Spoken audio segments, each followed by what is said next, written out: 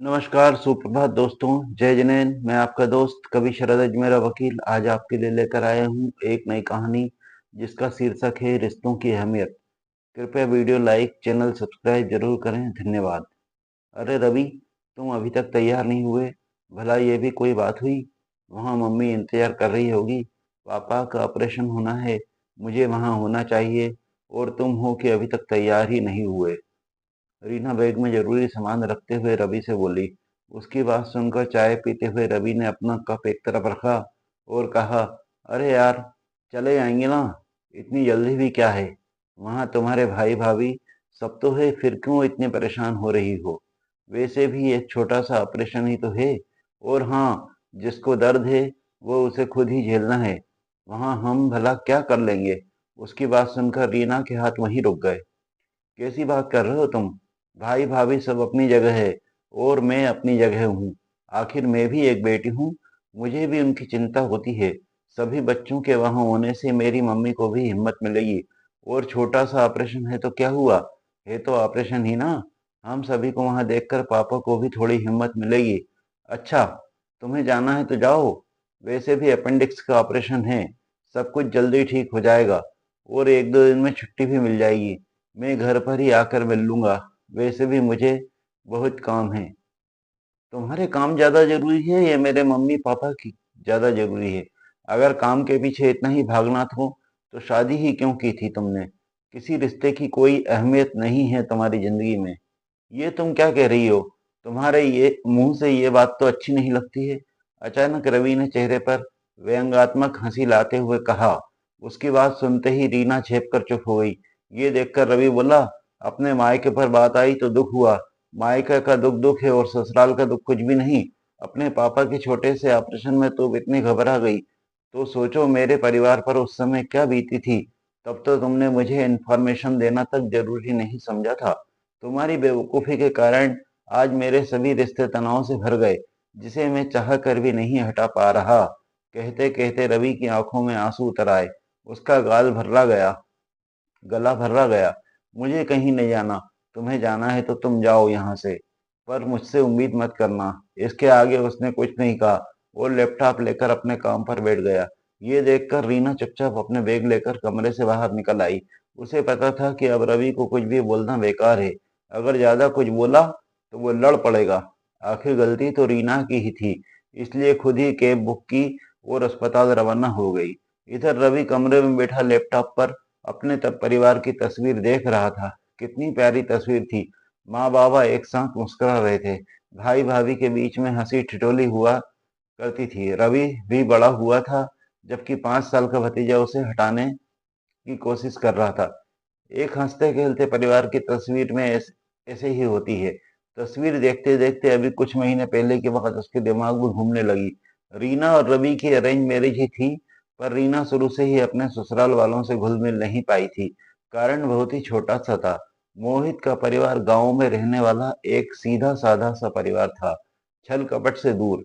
भाई राजेश ज्यादा पढ़े लिखे नहीं थे, पर समझदार बहुत थे। पिता एक छोटे किसान थे। वो एक बच्चे की ही शिक्षा पूरी करना कर सकते थे, तो बड़े भाई ने फैसला किया कि वो रवि को आगे पढ़ाएंगे।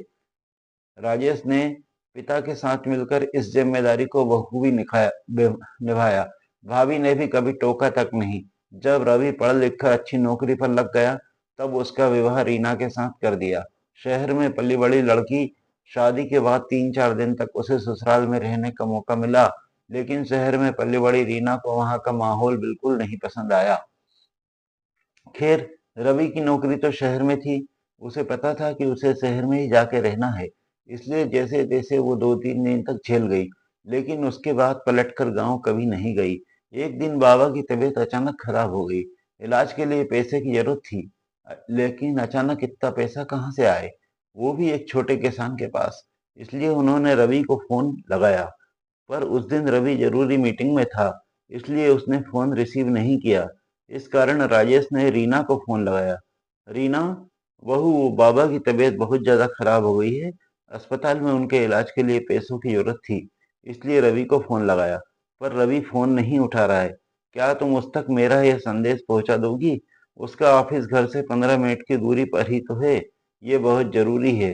जी भैया, मैं देखती हूँ। मैं आपका मैसेज उन तक पहुँचाती हूँ।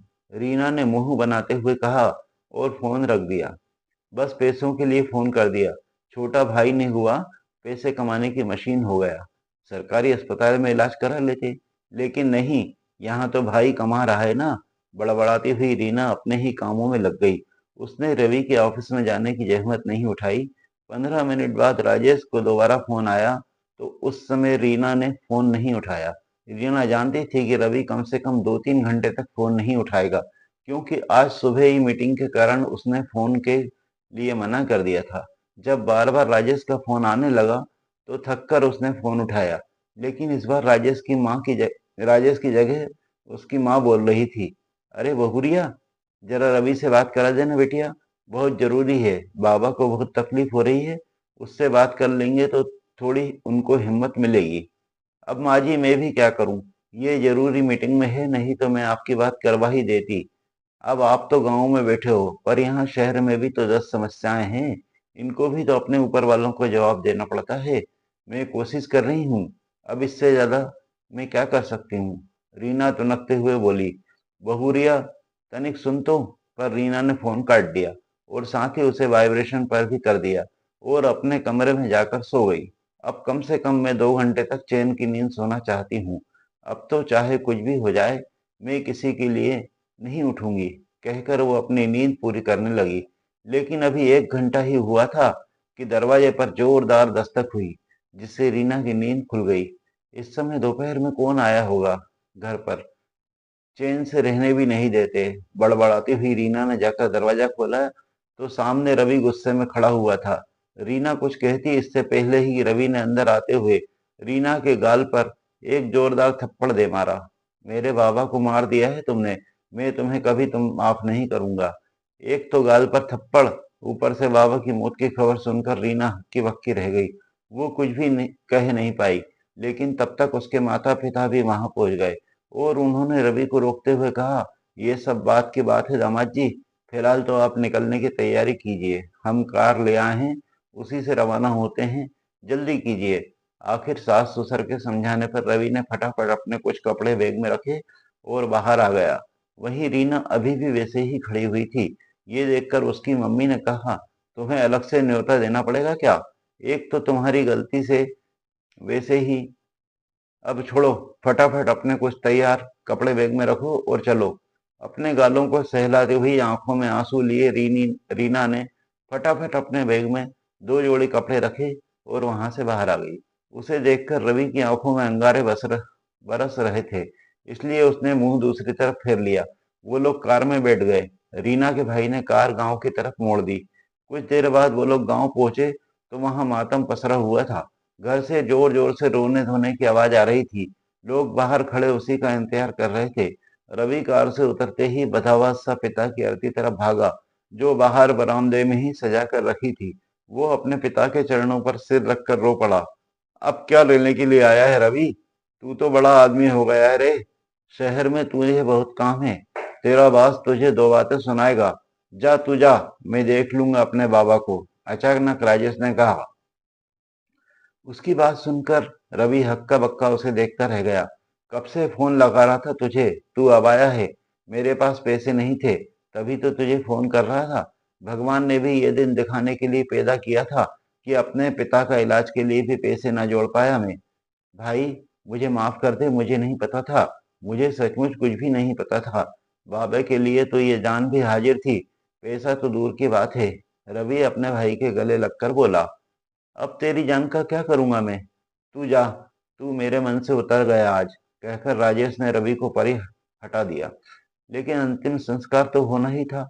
सो बाबा का अंतिम संस्कार तो हो गया।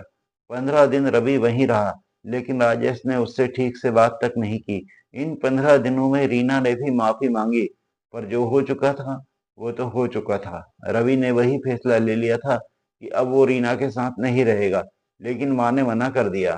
तेरे बाबा तो अब इस दुनिया से चले गए, अब तू यह रिश्ता क्यों तोड़ रहा है? अपनी गलती की माफी तो मांग रही है।